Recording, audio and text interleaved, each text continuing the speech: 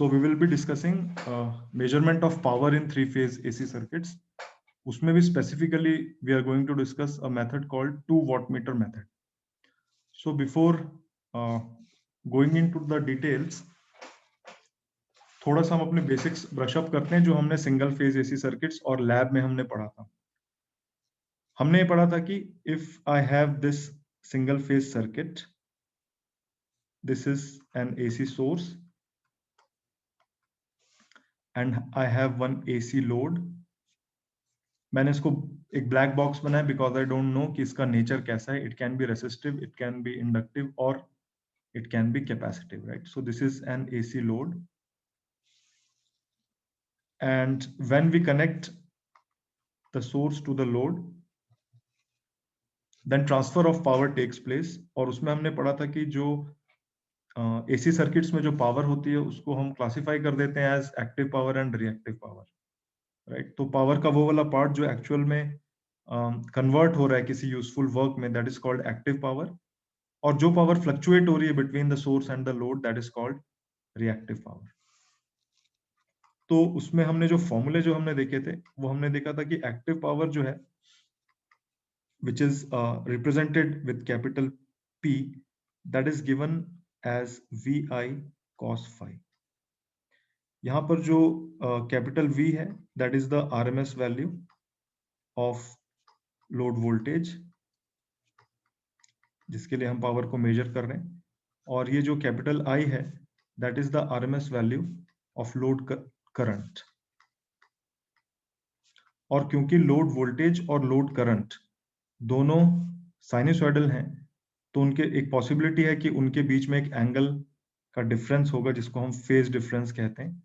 तो अगर load voltage को I am calling VT and load current को if I am calling IT, then this phi is the angle between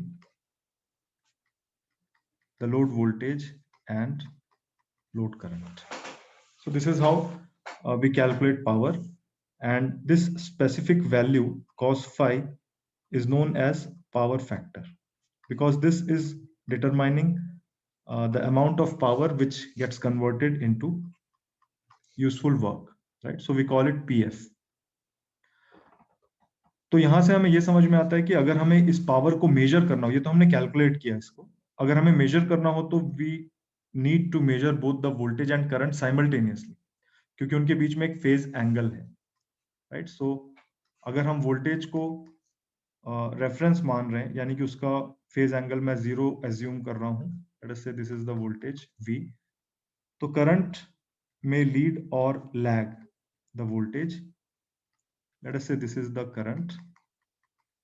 so this phi is the phase difference, right? तो अगर हमें power को यहां पर मेजर करना है तो we have to simultaneously measure both voltage and current, और मैकेनिज्म कुछ ऐसा होना चाहिए जो इनके बीच के फेज एंगल को भी कंसीडर कर ले, ठीक है?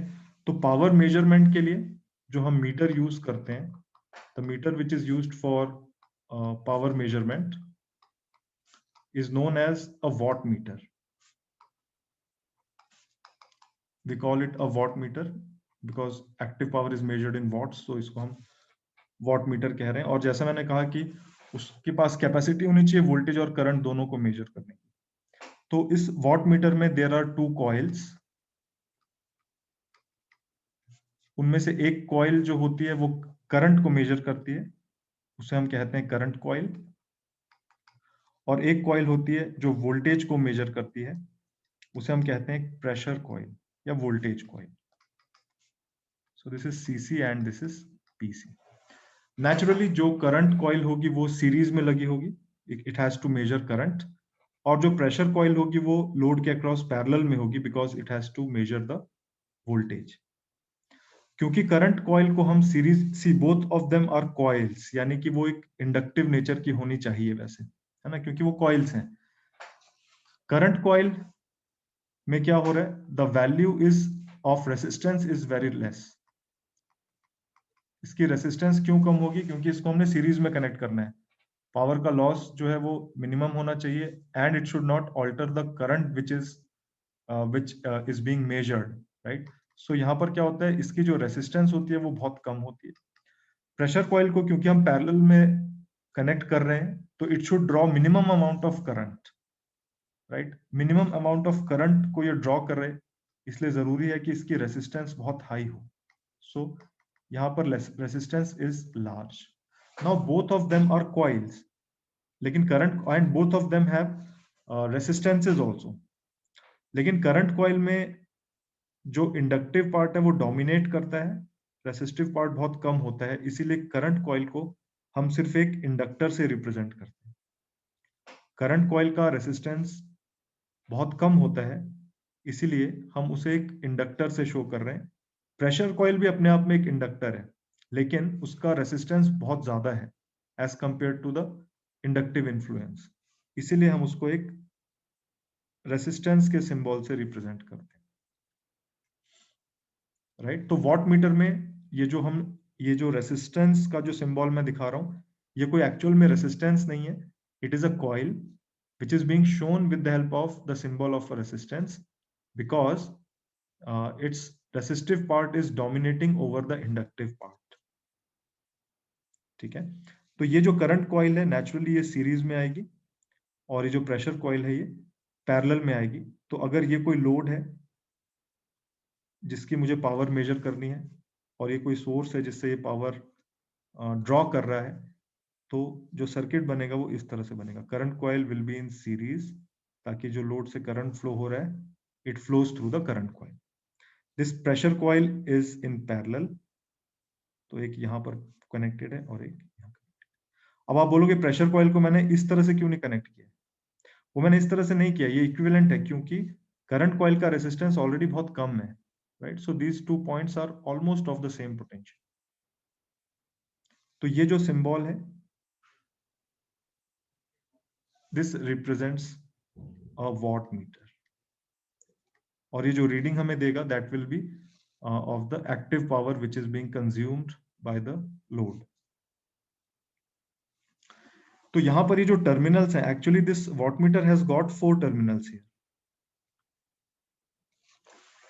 इन टर्मिनल्स को आप लोगों ने लैब में भी एक्सपेरिमेंट्स में देखा होगा। इन टर्मिनल्स को we give names to these terminals.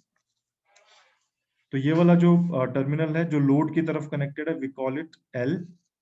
ये वाला टर्मिनल जो है सोर्स की तरफ कनेक्टेड है, मेन सप्लाई की तरफ कनेक्टेड है, इसको हम कहते हैं एम। ये वाला जो टर्मिनल है जिसको हम वोल्टेज मेजर करने के लिए लोड के साथ कनेक्ट कर रहे हैं, उसको हम वी कहते हैं। और ये वाला जो टर्मिनल है जिसको हमने एम के साथ कनेक्ट किया हुआ है, यानी इनको आपस में शॉर्ट किया हुआ है, this is called C. C is for common connection between M and C, right? So these are the four terminals M, L, C and V, and M and C are always to be connected to one another. तो जब हम इस तरह से connection करेंगे तो ये watt meter power को मेजर करेगा, and the reading will be equal to V I cos phi. V जो है कौन सा वोल्टेज है? ये वाली वोल्टेज है, मैं इसको कैपिटल V बार से शो कर रहा हूं क्योंकि ये साइनसॉइडल वोल्टेज है। और करंट जो है ये I बार, ये वाला करंट है, यानी जो करंट कॉइल से फ्लो हो रहा है, राइट। सो इस सर्किट में अगर हमें पावर को मेजर करना था तो हम क्या करते, एक वॉट मीटर लेते, करंट कॉइल को हम सीरीज में जोड़ते, प्रेशर कॉइल को हम पैरेलल में जोड़ देते। ये जो सोर्स की तरफ टर्मिनल था this was M, this is L, this is C and this is V, and this is how we would have measured the power, right? तो ये कॉन्सेप्ट हमें पता होना चाहिए as we move for the measurement of power in a 3-phase circuit. इस part में किसी को कोई डाउट है तो प्लीज आस्क। सर एक बार थोड़ा रिपीट कर दीजिए, नेट इश्यू आ गया था। Okay, this is how we are going to measure power. मैं सिर्फ ये बता रहा था कि हम इस तरह से जब वॉट मीटर को कनेक्ट करेंगे तो it can measure the power of a single phase circuit. अब हमें यही वाले वॉट मीटर एक से ज्यादा यूज करने हैं एक 3 फेज सर्किट के पावर मेजरमेंट के लिए। तो उसके लिए हमें ये सिर्फ कॉन्सेप्ट पता होना चाहिए कि जब हमने वॉटमीटर कनेक्ट किया है तो वो किस करंट और किस वोल्टेज को हमें कंसीडर करना है। जो करंट कॉइल से फ्लो हो रहा है वो वाला करंट, और जिन दो पॉइंट्स के बीच में वोल्टेज कॉइल कनेक्टेड है वो वाला पोटेंशियल डिफरेंस, राइट? उनकी RMS values divided by cos of the angle between those two values. This is what this wattmeter is going to measure. ठीक है, we can always come back to this जैसे हमें जरूरत पड़ेगी।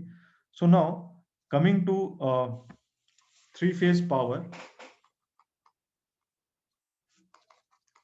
इसमें जब हमने थ्री फेज सर्किट के लिए जब हमने डेरिवेशंस किए थे तो हमने ये देखा था कि जो थ्री फेज पावर है, total power P, that comes out to be equal to VI cos phi multiplied with 3। हर फेज की अपनी, ये बैलेंस्ड हम सिस्टम की बात कर रहे हैं। Every phase the power will be VI cos phi and the total power is 3 times VI cos phi। यानी जब हम थ्री फेज पावर मेजर करना चाह रहे हैं तो हमें पता, हमें जो मेजरमेंट है that should come to be equal to 3 VI cos phi, right? तो हमारे पास ये एक थ्री फेज लोड है। I am making it with a dotted circle. So this is a three phase load. एक हमारे पास ये थ्री फेज सोर्स है। ये दोनों जो है लोड और सोर्स स्टार या डेल्टा कुछ भी हो सकता है। ठीक है, so this is a three phase source. तो जब हम इस थ्री फेज सोर्स को थ्री फेज लोड से कनेक्ट करेंगे तो we will need three conductors for that. इन तीन फेजेस को I am marking as R, Y and B. So once I have connected the source and the load, then there will be a transfer of power from the source to the load, transfer of active power. अब हमारा target है उस power को major करना। एक तरीका तो simple सा है कि आप हर फेज में एक एक वॉटमीटर लगा लो और फिर उनको ऐड कर दो तो आपको टोटल पावर मिल जाएगी। लेकिन हम क्या करते हैं, हम 3 वॉटमीटर्स यूज करने की जगह सिर्फ 2 वॉटमीटर्स यूज करते हैं। ठीक है, तो I have 2 wattmeters now and by a proper connection I can calculate the total power here। ठीक है, तो हम वो प्रॉपर कनेक्शन कैसे करते हैं? ये जो RYB हमें 3 लाइंस जो दिख रही हैं उसमें से कोई 2 लाइंस आप आइडेंटिफाई कर लो। ठीक है, so I am identifying 2 lines R and B, और एक लाइन को आप छोड़ दो Y को। आपके पास 2 वॉटमीटर है तो दोनों की करंट कॉइल्स को इन दोनों लाइंस पे लगा दो, right? So I am connecting the 2 wattmeters here.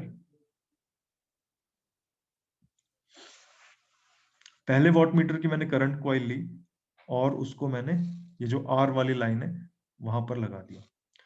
दूसरे वाले वॉटमीटर को मैंने B वाली लाइन में लगा दिया, right? So this is the current coil of the first wattmeter and second wattmeter. अब मुझे पहले वॉटमीटर और दूसरे वॉटमीटर की जो वोल्टेज कॉइल है, प्रेशर कॉइल है, वो भी मुझे कनेक्ट करनी है ना। तो एक तो वो कॉमन पॉइंट से कनेक्टेड है, यहां भी वो कॉमन से कनेक्टेड है। तो इसका ये जो दूसरा पॉइंट है जिसे हम V कहते हैं, इसको आप जो थर्ड बची हुई लाइन है उससे आप कनेक्ट कर दो, राइट? तो ये मैंने V को Y में कनेक्ट कर दिया और इस वाले V को भी Y में कनेक्ट कर दिया।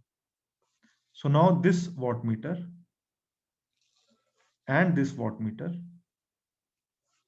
both will read the powers। ये मैं अब सर्किट को कंप्लीट बना रहा हूं। And let us say that the reading of the first wattmeter is W1 and reading of the second wattmeter is W2।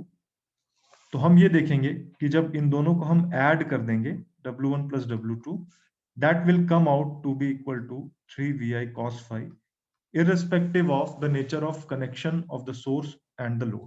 यानी ये स्टार स्टार हो, स्टार डेल्टा हो, डेल्टा स्टार हो या डेल्टा डेल्टा हो, ये जो दो पावर्स को जब हम ऐड करेंगे तो it will come out to be equal to 3 VI cos phi। ये हम प्रूव करेंगे अभी in a while and it is an important proof proof वो डायरेक्टली एक थ्योरी क्वेश्चन की तरह आ सकता है या फिर उस पर बेस्ड न्यूमेरिकल्स आ सकते हैं। ठीक है, सर यहाँ पे हम एग्जैक्टली क्या देखना चाह रहे हैं? हम ये देखना चाह रहे हैं कि ये जो 3 फेज लोड है वो टोटल पावर कितनी कंज्यूम कर रहा है, वो हम मेजर करना चाह रहे हैं। और उस मेजरमेंट के लिए हम 2 वॉट मीटर्स यूज कर रहे हैं। तो हम यहाँ पर अभी 2 चीजें सीख रहे हैं। पहली चीज हम ये सीख रहे हैं कि उन वॉट मीटर्स को कनेक्ट कैसे करना है। ठीक है, तो वो मैंने अभी वो फैशन जो है वो मैंने आपको एक्सप्लेन किया कि किस फैशन में ये वॉट मीटर्स कनेक्टेड होने चाहिए इस सर्किट में। दूसरी चीज हम ये सीख रहे हैं कि हम इसको प्रूव करेंगे कि जब इस तरह से कनेक्शन कर दिया जाता है तो इनकी जो रीडिंग्स हैं उनका sum will be equal to the total power that we are going to prove. Right, तो मैं फिर से एक्सप्लेन कर रहा हूं कनेक्शन को दूसरे एग्जांपल से। So I have this 3 phase source and I have this 3 phase load, and once they are connected the 3 phase load will consume power। और हम उस पावर को मेजर करना चाहते हैं। उस पावर की मेजरमेंट के लिए हम 2 वॉट मीटर मेथड यूज कर रहे हैं। इसका मतलब है कि हमारे पास सिर्फ 2 वॉट मीटर है और उनको यूज करके हमें ये 3 फेज पावर मेजर करनी है। तो ये जो 3 लाइंस हैं इनको मैंने नाम दिया RYB। मैंने आपको वॉट मीटर को कनेक्ट करने का प्रोसेस बताया। मैंने ये बताया कि इनमें से कोई 2 को आप सेलेक्ट कर लो। इस बार मैं सेलेक्ट कर रहा हूं R को और Y को, और मैं B को छोड़ रहा हूं। सेलेक्ट करके आपको क्या करना है, उन दोनों लाइंस में जो 2 वॉट मीटर हैं उनके करंट कॉइल्स को कनेक्ट करना है। तो मैंने पहला वॉट मीटर लिया, उसकी करंट कॉइल को मैंने इस R वाली लाइन में कनेक्ट कर दिया।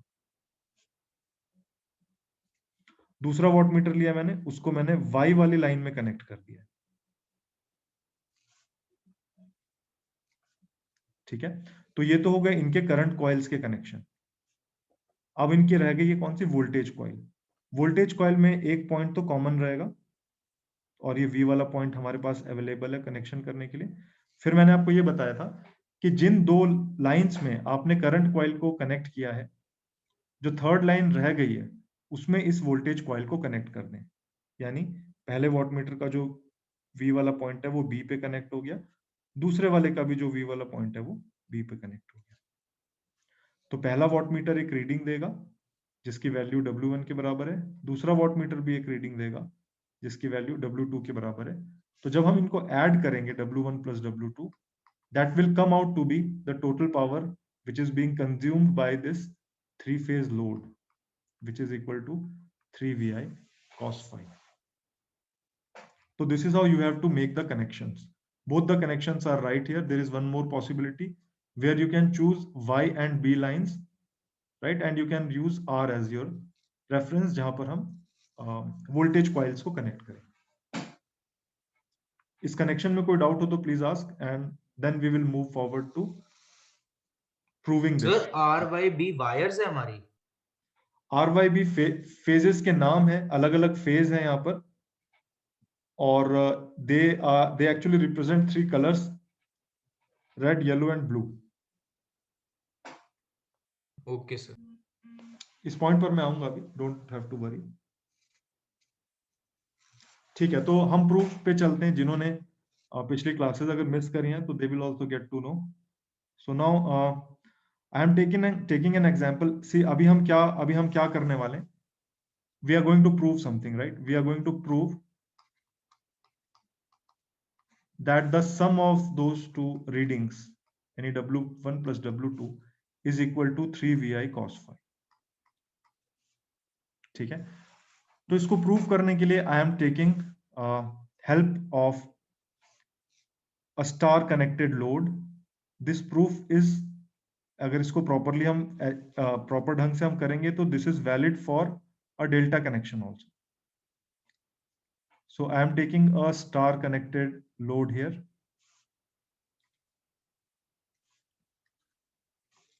और ये जो 3 लाइंस हैं, I am marking them as R, Y and B, और ये जो पॉइंट है this is the neutral point N।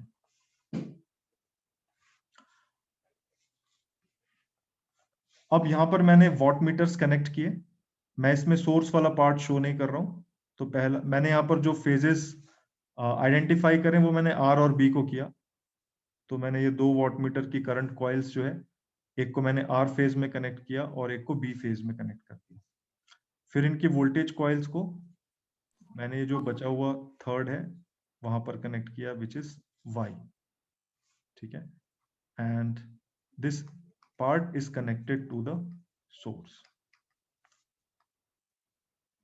So these are the watt meters जिनकी रीडिंग W1 और W2 होगी।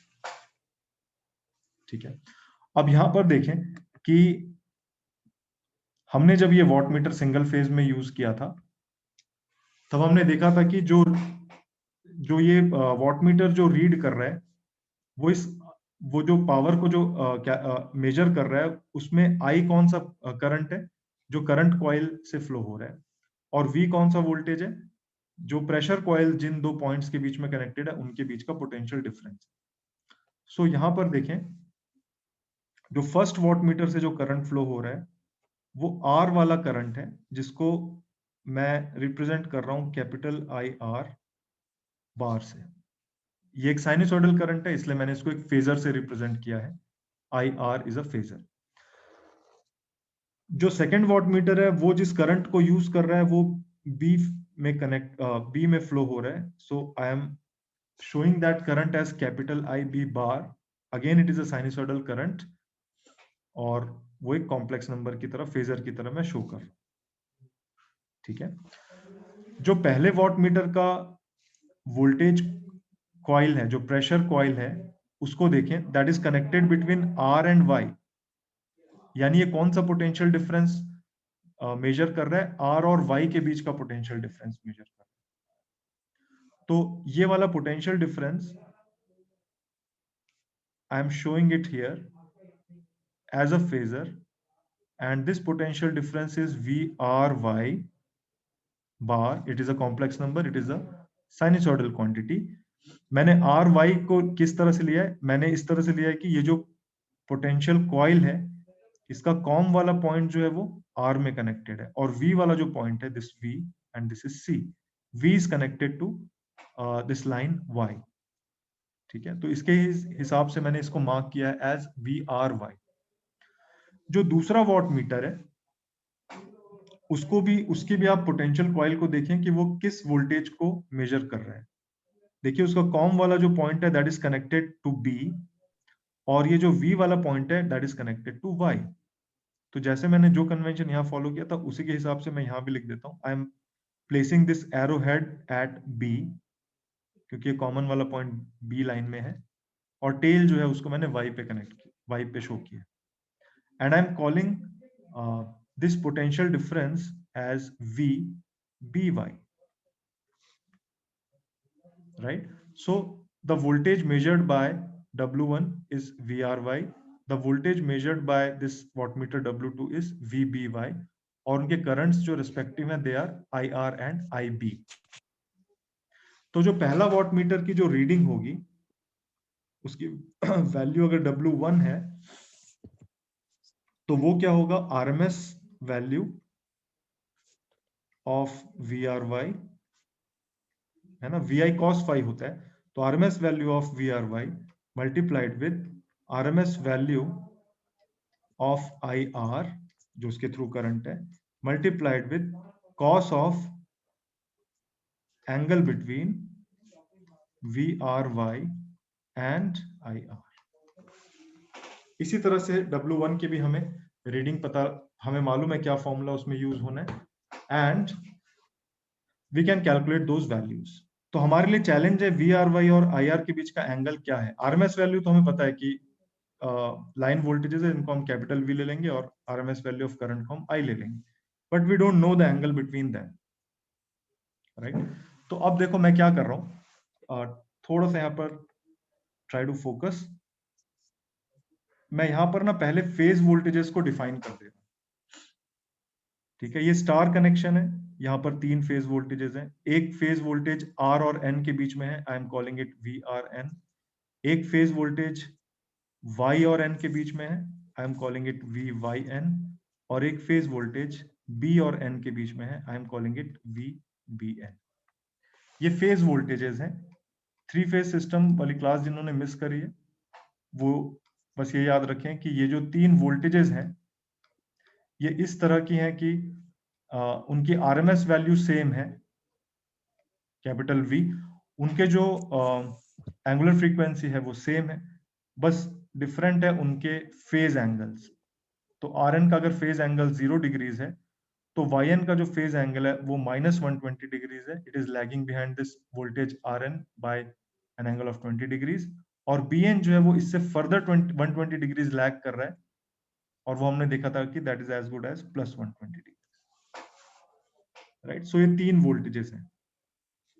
अब क्योंकि ये 3 फेज सिस्टम है तो इसमें हर फेज में करंट भी फ्लो हो रहा है, और यहाँ पर इट हैपेंस सो कि line current is equal to the phase current because it is a star connected system. तो ये जो IR जो करंट है वो Rn वाले फेज में है, तो I am writing it IR, and let us say that it is lagging behind the voltage bye an angle of phi। तो वोल्टेज का फेज एंगल अगर 0 डिग्रीज था तो करंट का जो फेज एंगल होगा वो -phi होगा, ठीक है। जो y फेज में जो करंट फ्लो हो रहा है उसको आई एम कॉलिंग इट IY, उसकी आरएमएस वैल्यू कैपिटल I है, और उसका जो फेज एंगल है वो उसके कॉरेस्पॉन्डिंग वोल्टेज से यानी VYN से 5 डिग्री लैगिंग है। तो अगर वोल्टेज का एंगल 120 डिग्रीज था तो करंट का एंगल होगा -120 डिग्रीज -5। सिमिलरली बी फेज में जो करंट है IB, उसकी आरएमएस वैल्यू तो सेम है I, लेकिन उसका जो एंगल है वो अपने कॉरेस्पॉन्डिंग वोल्टेज से 5 लैगिंग है। तो उसका जो वोल्टेज था उसका एंगल अगर 120 डिग्रीज है फेज एंगल, तो ये वाला जो एंगल होगा क्या? 120 डिग्रीज पकौड़ा? 5, क्यों? राइट। सो नाउ बहुत कम। जब हमें ये अरे वाला बहुत कम का मतलब बहुत कम। जब हमें ये वाला इंफॉर्मेशन 3-4 बस लिमिट में। सॉरी, जब हमें ये वाली इंफॉर्मेशन जब हमें मिल गई है तो we can easily do this calculation. So please have a careful look, ये जो मैंने लिखा है इसमें कोई डाउट हो तो प्लीज आस्क। यहाँ पर हर फेज वोल्टेज और हर फेज करंट के बीच का मैंने रिलेशनशिप लिखा है। हर फेज करंट अपने कॉरेस्पॉन्डिंग फेज वोल्टेज से फाई एंगल लैग कर रहा है।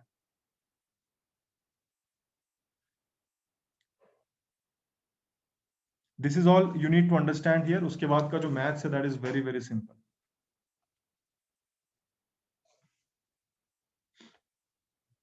Okay, then let us move forward now. So now this voltage VRY can be written as VRN minus VYN, right? VRY में अगर आप यहाँ पर एक KVL इक्वेशन आप लिखोगे तो आपको ये एक्सप्रेशन मिलेगा। ये मैंने लाइन और फेज क्वांटिटीज के डेरिवेशन में एक्सप्लेन किया हुआ है। So this can be written as VRN जो था वो हमारे लिए था V angle 0 degrees minus VYN जो था this is V angle -120 degrees, और आप अगर आप यहाँ V को कॉमन ले लेते हो तो this is 1 angle 0 minus 1 angle -120 degrees. ये पोलर फॉर्म है कॉम्प्लेक्स नंबर का, और जब आप इसको कैलकुलेट करोगे तो this will come out to be √3 times 0 degrees minus this will come out to be 30 degrees. ये आप कैलकुलेशन करके देखना। So this will be √3V and this angle is 30 degrees, है ना। हमने स्टार कनेक्शन के लिए पढ़ा था कि जो लाइन वोल्टेज है that is √3 times the phase voltage and it makes an angle of 30 degrees with the corresponding phase value. Similarly जो दूसरा वोल्टेज था वो था VBY. So this VBY can be written as VBN minus VYN, and we know VBN to be V angle 120 degrees and VYN to be V angle -120 degrees. So once again मैंने इस capital V को यहाँ पर common लिया तो मेरे पास यहाँ दो कॉम्प्लेक्स नंबर्स हैं, 1 angle 120 degrees minus 1 angle -120 degrees.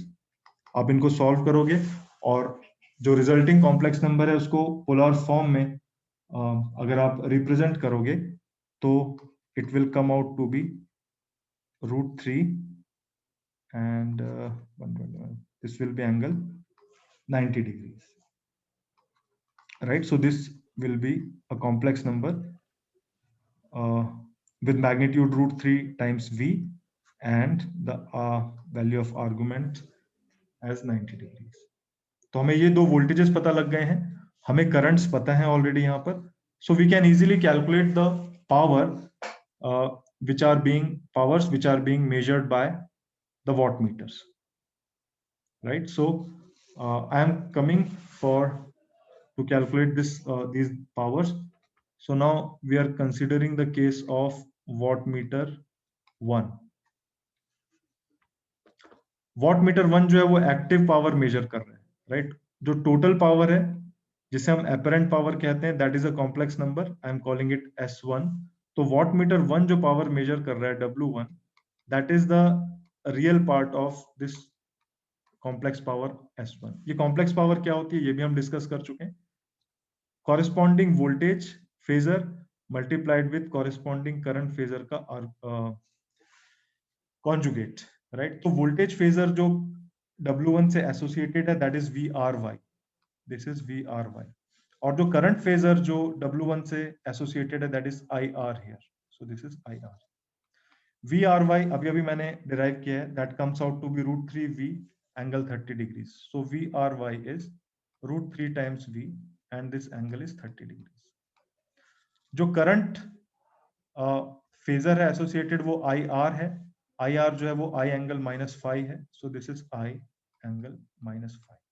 और इसका conjugate, right? So this conjugate will be, the voltage is √3 times V angle 30 degrees and the conjugate is I angle 5. तो ये दो कॉम्प्लेक्स नंबर्स को हम मल्टीप्लाई कर रहे हैं और दोनों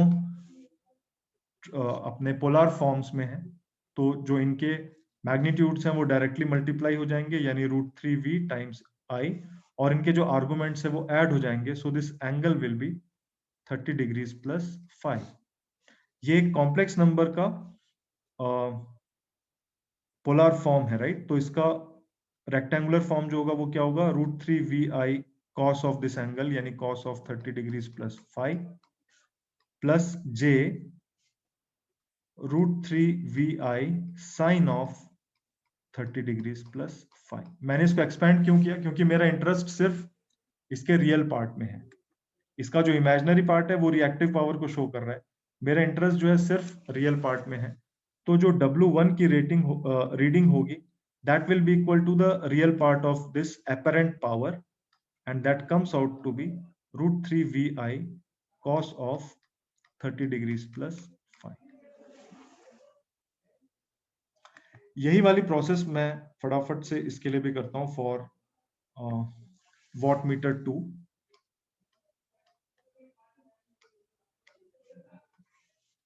wattmeter 2 में जो रीडिंग हमें मिल रही है उसको हम W2 कह रहे हैं और हमें उसकी अपरेंट पावर पहले कैलकुलेट कर लेते हैं. अपरेंट पावर जब हम कैलकुलेट कर लेंगे कॉम्प्लेक्स फॉर्म में तो उसका रियल पार्ट जो होगा वो हमें एक्टिव पावर को बता देगा. तो real part of this complex number S2 bar will give us the value of W2. तो S2 बार क्या चीज होगी? उस वॉटमीटर से एसोसिएटेड वोल्टेज फेजर, उस वॉटमीटर से एसोसिएटेड करंट फेजर का कॉन्जुगेट. इनका जो मल्टीप्लीकेशन होगा वो एक कॉम्प्लेक्स नंबर होगा जिसका रियल पार्ट हमें एक्टिव पावर बताएगा और इमेजिनरी पार्ट हमें रिएक्टिव पावर. सो S2 से जो एसोसिएटेड वोल्टेज फेजर है वो है VBY. So this is VBY. जो करंट फेजर उससे एसोसिएटेड है वो है IB. So this is IB. VY को हमने अभी कैलकुलेट किया, that is √3V and angle is 90 degrees. So this is √3VI angle is 90 degrees. और इससे जो एसोसिएटेड करंट है, I am sorry, this is I अभी नहीं आया यहाँ पर. इससे एसोसिएटेड जो करंट है IB है और उसका जो वैल्यू है that is I angle 120 degrees minus 5. So this is I angle is 120 degrees minus 5 और हमें इसका कॉन्जुगेट लेना है यानी दिस एंगल उसकी exact negative value, so this is √3v angle 90 degrees and this is I angle, इसका exact negative value, so it is 5 minus 120 degrees. So इन दोनों को हम मल्टीप्लाई कर लेते हैं। So this S2 bar is, again ये दोनों कॉम्प्लेक्स नंबर्स का मल्टीप्लीकेशन है जो अपने पोलर फॉर्म में है, तो उनके मैग्नीट्यूड्स आपस में मल्टीप्लाई हो जाएंगे यानी √3vi, और उनके जो आर्गुमेंट्स हैं वो ऐड हो जाएंगे। सो this will B 90 degrees plus 5 minus 120 degrees. So this will be a complex number of magnitude √3vi and of argument 5 minus 30 degrees. तो इसको हम expand कर देते हैं इसके rectangular form में. So this magnitude √3vi and cos of the angle यानी 5 minus 30 degrees plus j √3vi sin of the angle यानी साइन ऑफ 5 माइनस 30 डिग्री। तो इसका जो रियल पार्ट होगा that will give us the active power which is being measured by wattmeter 2। So this W2 is equal to √3vi cos of 5 minus 30 degree. तो हमने यहाँ पर W1 और W2 पता कर लिया है। I know both these values W1 and W2. I just need to prove that their sum is equal to √3vi cos 5. So let us see W1 plus W2 here. That equals √3vi cos of 5 plus 30 degrees. Check कर लेते हैं. This was 30 degrees plus 5 and 5 minus 30 degrees. So W2 is √3vi cos of 5 minus 30 degrees. So let us expand. This is √3vi is common between them. So this is cos 5 cos 30 minus sin 5 sin 30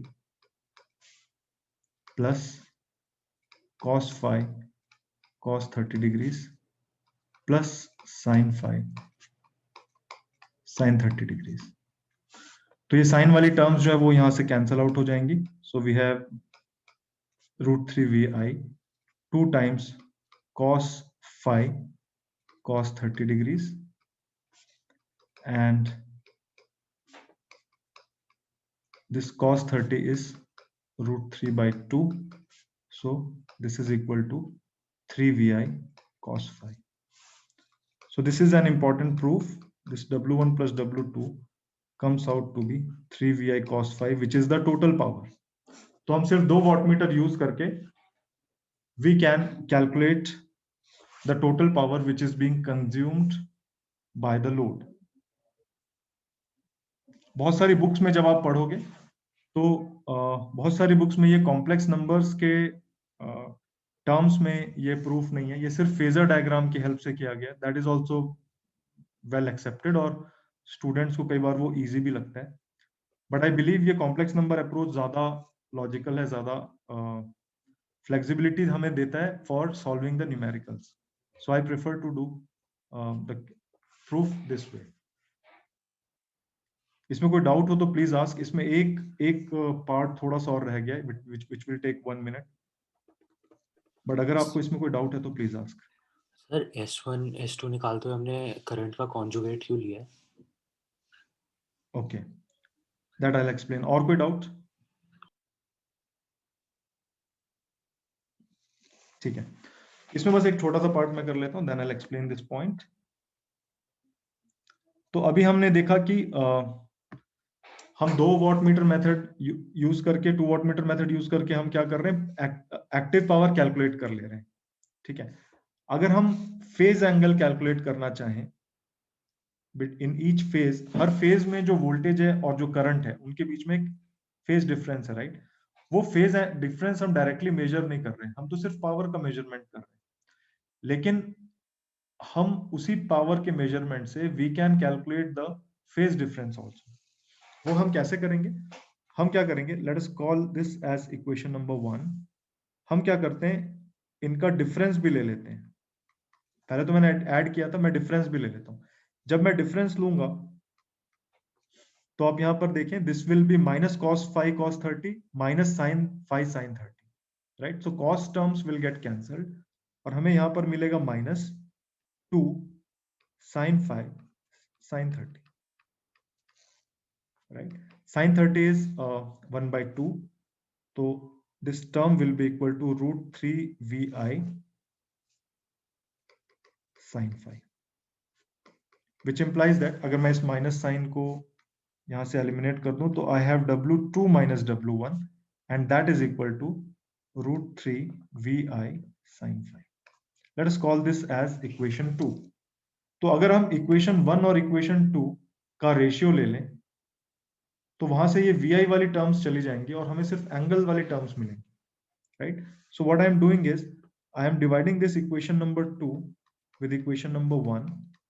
So I have root 3 vi sin 5 divided by 3 vi cos 5, and that is equal to w2 minus w1 divided by w2 plus w1. So these vi terms जो हैं ये cancel हो जाएंगी. Sin 5 by cos 5 is tan 5. ये एक root 3 है, it comes here. So this is root 3 times w2 minus w1 by w2 plus w1. तो यहां से we can, ये जो वॉट मीटर की रीडिंग्स हैं उन्हीं की हेल्प से हम फेज डिफरेंस भी कैलकुलेट कर सकते हैं, ठीक है? तो 2 watt meter method helps you to calculate the total power and to calculate the phase difference between the voltage and current. Which voltage and which current? Her phase में phase voltage और उसका corresponding phase current. तो मैंने यहां पर ये proof एक star connected system के लिए शो किया है, लेकिन ये इक्वली आप इसी तरह से कर सकते हो एक डेल्टा कनेक्टेड सिस्टम की, राइट? एग्जाम में अगर आपको ये प्रूव करने के लिए क्वेश्चन आता है तो आप सिर्फ एक सिस्टम के लिए प्रूव करके दिखाओ.